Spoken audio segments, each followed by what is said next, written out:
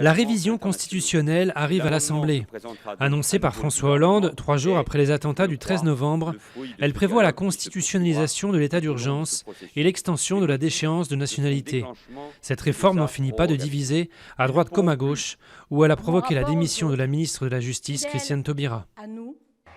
Julian Assange a été détenu arbitrairement.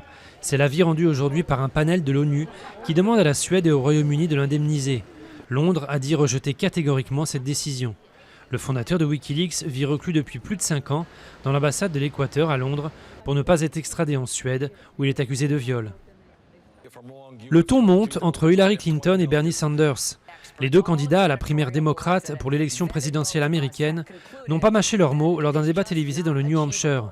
Clinton a accusé Sanders, largement en tête des sondages dans cet État, de salir sa réputation, alors que ce dernier reproche à l'ancienne secrétaire d'État d'être financée par Wall Street. Les opposants au partenariat transpacifique donnent de la voix. Signé jeudi par 12 pays du Pacifique dont les États-Unis, le Japon, le Chili ou le Vietnam, mais sans la Chine, ce traité de libre-échange provoque la colère.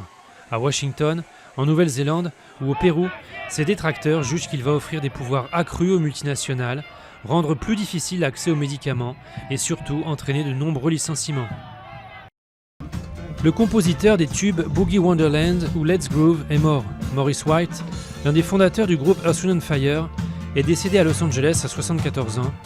Mélange de funk et de soul, Earth, Wind & Fire a été l'un des pionniers pour faire tomber les tabous raciaux dans la pop.